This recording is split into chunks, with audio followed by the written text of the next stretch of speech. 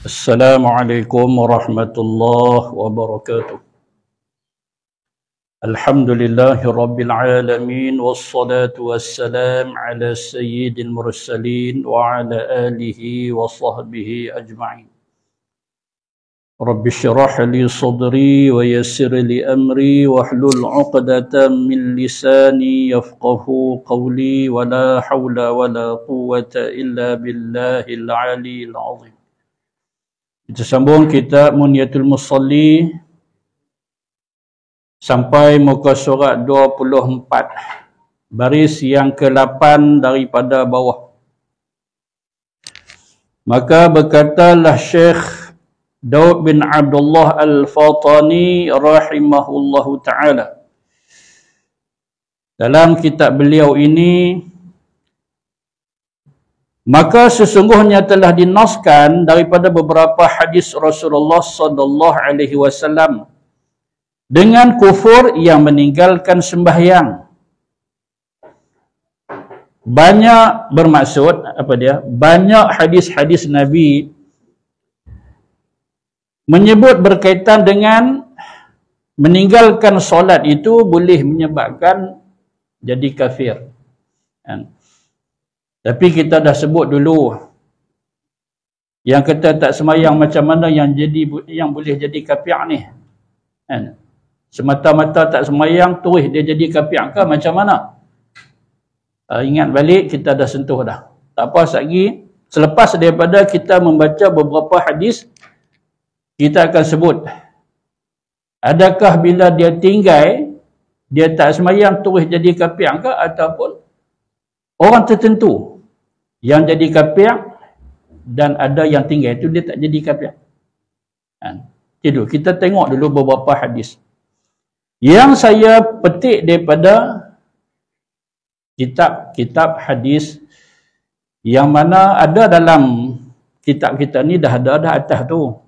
Atas tu sikit kita dah sebut dah al-ahadul ladzi bainana wa bainahum.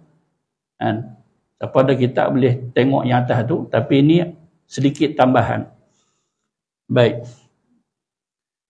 Hadis yang diriwayatkan oleh Imam Muslim, Abu Daud, Imam Tirmizi dan juga Ibnu Majah. Hadis ini hadis sahih lah.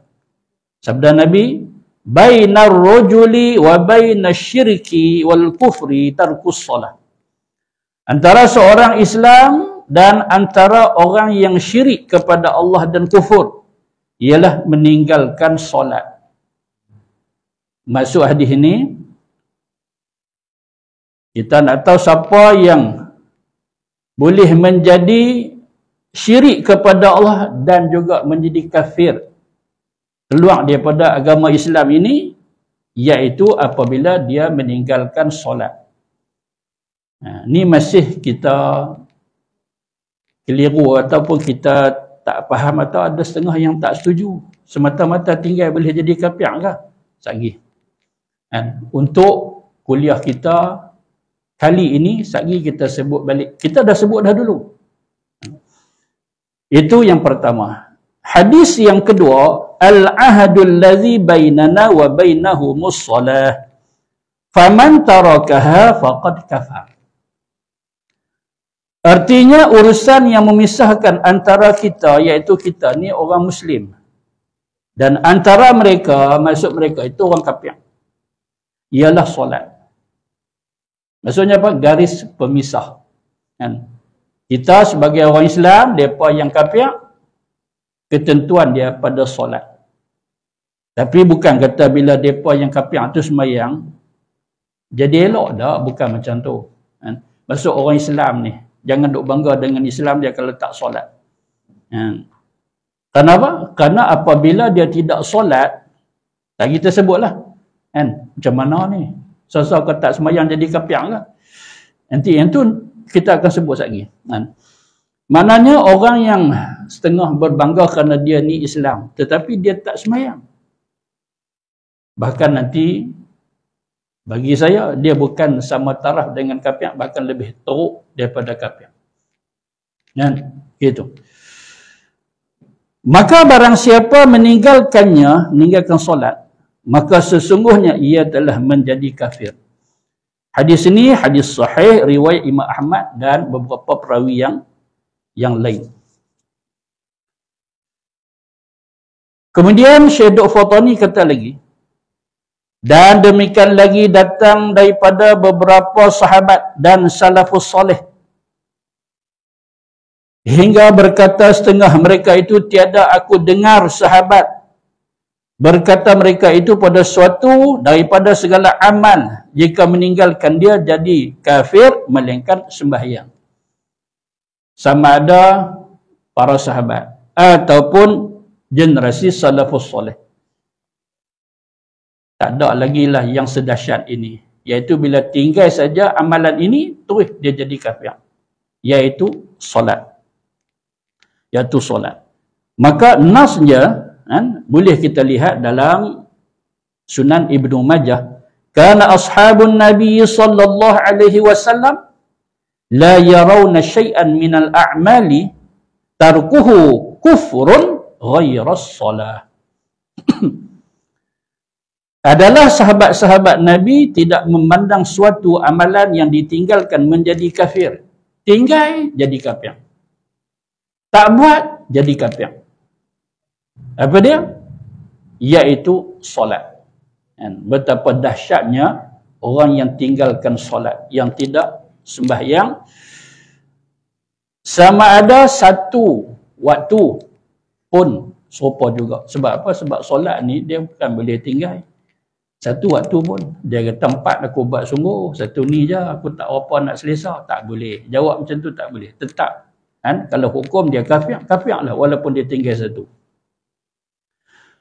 Kemudian ada lagi riwayat yang lain. Juga Ibnu Majah hadis sahih. Laisa bainal abdi wasyirki illa tarka salati fa idza tarakaha faqad asyrak. Tidak ada antara seorang hamba Allah dan syirik melainkan ia meninggalkan solat. Seorang hamba Allah Ta'ala tiba-tiba dia menjadi syirik kepada Allah. Macam mana pula jadi macam tu? Apabila dia tidak solat. Maka apabila ia meninggalkan solat, maka sungguh ia telah berbuat syirik. Macam mana pula jadi syirik? Tadi kata kafir. Yang ni syirik pula. Sekira kalau seorang itu dia tinggalkan solat kerana suatu yang lebih penting daripada solat. Maka kita solat ni kerana kita rasa kita hamba Allah ni penting. Tiba-tiba ada yang lain yang penting. Kerana itu dia tinggal. Dia tak semayang, dia tinggal semayang. Pasal apa? Pasal melayan suatu yang dia yakin penting. Apa dia? Contoh dia menega. Siapa tak semayang, dia kata menega. Dulu kita tutup. Lah kita boleh buka pada nak tinggal pula Nabi semayang. Dulu kita betul-betul terputus duit ni. Allah Ta'ala Alhamdulillah. Nampak dia pisah nak ke Alhamdulillah, dia tak semayang. Allah bagi rezeki kat kita. Allah bagi rezeki. Tapi pasal apa tak solat?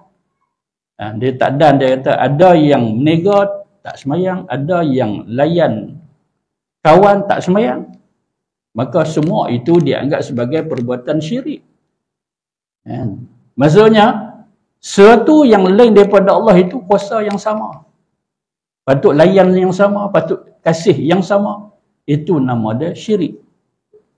Jadi tuan-tuan rahmati Allah sekalian, berkaitan dengan hadis ancaman orang yang tinggal solat ni banyak. Tapi hati-hatilah. Celah-celah tu dia ada hadis palsu.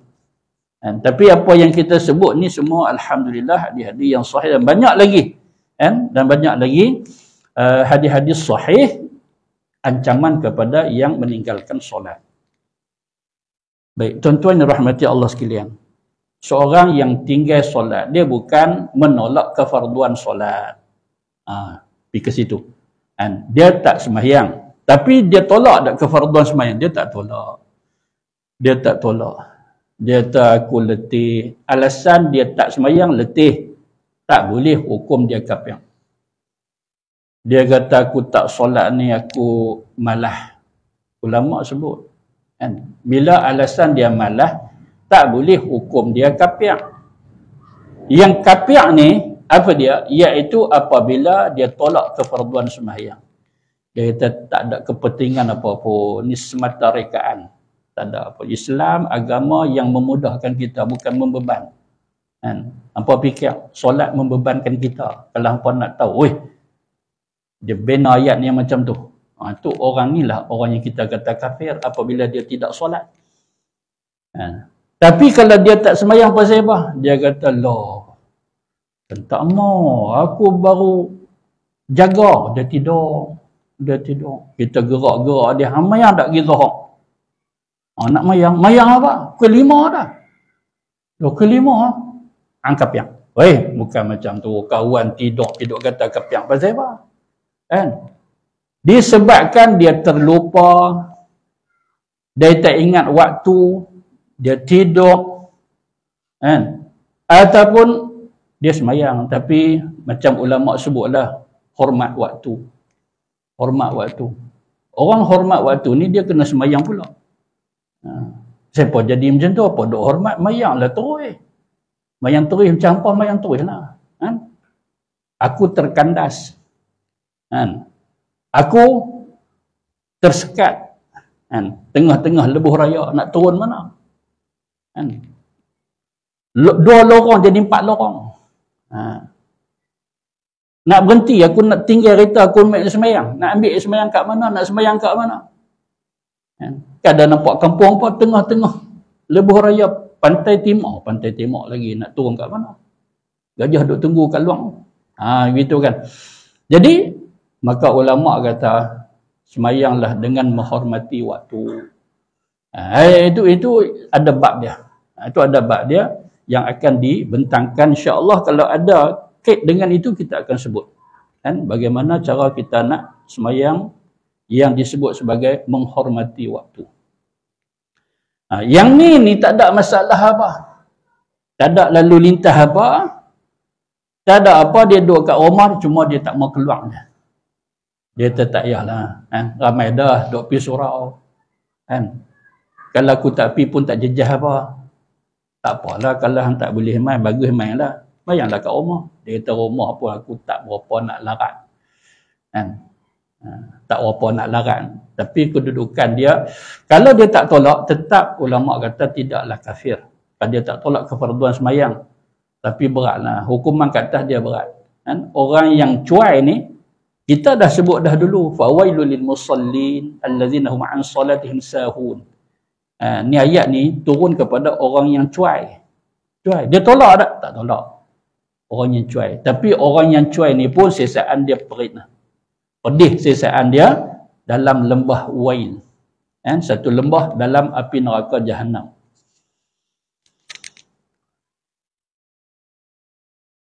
Maka sehingga kan generasi salafus soleh, para sahabat mengakui seorang yang tidak solat itu boleh menjadi ia seorang yang kafir. Maka takut oleh kamu, kemudian maka takut pada meninggalkan sembahyang. Ni Syekh Dr. Fatani dia ulang 2 kali kalimat takut. Takutlah kamu, takut kamu apa dia ni? Iaitu tinggal sembahyang. Jangan. Bab sembahyang ni jangan kita abaikan. Jangan kita tinggal. Kalau tak boleh di awal waktu, sagi. Tak apa, dekat-dekat nak ujung pun tak apa.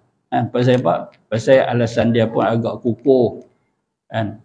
Dia kata ni sagi anak nak tunggu dulu, perempuan semayang dulu. Sagi habis dia, sagi dia pegang anak, saya pula semayang. Dia begitu kan. Sopa juga kalau dia semayang, anak tak boleh nak tinggal. Anak tak boleh nak biar sebab anak ni dia bukan kata umur bulan atau setahun yang tak dia tak bergerak. Dia pandai panjat itu ini kan, sekali dah jatuh hari tu. Takut jadi apa-apa ke anak dia, maka itu boleh kita anggap sebagai alasan untuk dia melewatkan sedikit solat. Jangan tinggal langsung. Dia tu tak ada, saat ada anak ni tak semayang. Mana boleh macam tu? Semenjak kahwin dia aku tak semayang dah. Tak ada nak layan bini. Aku tak maulah tak jadi suami misali, tak baik. Alang-alang kahwin, merapu dah tu. Dia mula nak jadi merapu dah. Kan? Alang-alang kahwin sampai tak sembahyang. Kan? Patut dia sebagai imam. Dulu janji bukan main. Kan? Nak jadi makmum aku tak? Kan? Aku rela menjadi imam kamu. Perempuan pun syok lah. Kan? Rumah aku, syurga aku. Kalau kahwin, kita pakat tak sembahyang, lingkup. Kan? Makmum kat mana, imam kat mana, dua-dua pakat tak sembahyang. Atau meninggalkan suatu daripadanya. Apa dia? Salah satu daripada fardu solat ni. 5 waktu sehari semalam. Salah satu. Serupa juga. Dia tinggal semua. Hukum dia seperti dia tinggal semua. Kan kata 5-5 dia tinggal. Itu teruk sungguh lah. Ayat ni tak lah Ustaz. Kita tak lah. Kita faham. Kan? Syurga neraka ni kita faham. Kita tahu. Kan? Seram. Sebut-sebut neraka ni seram Ustaz. Saya nak syurga Ustaz. Cuma subuh saya tak mau sembahyang. Dia subuh tak mau sembahyang. Tak, tolak satu, tolak semua. Itu maksud dia kat sini. Atau meninggalkan suatu daripadanya. Maka bahawasanya jika tiada engkau perbuat seperti yang demikian itu, maka sungguhnya binasalah engkau setengah daripada orang yang binasa. Apa maksud dia? Maksudnya kita kena betul-betul ada ilmu. Belajar sungguh-sungguh, tak boleh belajar main-main. Kan? Lepas tu pula kalau kita ada tanggungan, isteri, anak-anak, siapa ada lagi yang duduk dengan kita, adik ke duduk sekali, bapak pun kita pesan. Mak ada sekali, ayah ada sekali. Kan? Itu duduk dengan saya. Pertama duduk rumah mereka. Tak apalah. Kan? Mak ayah pakat nak duduk dengan dia. Abang lah dekat ayah, abang dekat mak. Tak maulah kita tak semayang. Kita semayang. Kan? Dulu ayah semayang, ayah boleh lagi semayang. Kalau ayah sakit, macam ni cara semayang sakit. Begitu. Sungguh, pasal apa? Pasal ini berlaku. Kan? Mak ayah tak semayang. Adik-beradik tak semayang. Sesekali dengan dia dalam satu rumah, dia tak boleh lepas tangan yang tu. Cuma yang tua, ibu bapa, adalah bahasa dia tak bolehlah cakap kasar. Pergi duduk tampak kepala ayah dia. Mana boleh macam tu. Cara hikmah. Teriak depan ayah, teriak depan mak. Sakit hati dia pun lembut. Dan rugilah engkau dunia dan akhirat. Hebat mana pun kita kat dunia, kita akan rugi sungguh. Sat saja nak seronok pun. Kalau kita tak solat. Tu ibu dia tu. Perkara yang amat penting. Kalau lain kita jaga puasa, masuk hari ni, iaitu hari-hari putih. Tengah bulan, 13, 14, 15. Bahasa Arab dia kata, ayyamul bid. Hari-hari putih. Sunat kita puasa 3 hari. Puasa. Bab ni dia kata, mana boleh kita tinggal. Puasa rajin. Sedekah bagus. Tapi apa faedah kalau tidak solat? Apa faedah kalau tak solat? Maka demikian itu ialah orang yang kerugian yang amat nyata. Betul-betul rugi yang ni. Iaitu berkaitan dengan solat. Dia abaikan. Sebab apa? Sebab ini yang pertama Allah Ta'ala akan siasat. Allah Ta'ala akan tanya besok di akhirat berkaitan dengan solat. Lain tak lagi. Rosak solat, rosaklah belakang. Bagi solat insya-Allah. Allah Ta'ala akan memberi syafaat, akan tolong, akan bantu dan insya-Allah. Bagi orang yang jaga solat insya-Allah ada bantuan daripada Allah Ta'ala. Syafaat dari Nabi kita pun. Tapi kalau tak solat ni so katalah. Apa pun jasa yang dia buat semua Allah Ta'ala buang. Dan yang demikian lagi, wajib atas kita bahawa kita keraskan atas ahli. Keraskan. Tegas. Nak keras macam mana Ustaz? Tegaslah, jangan buat main-main. Jangan suruh sambil duduk renyes, sambil duduk gelak.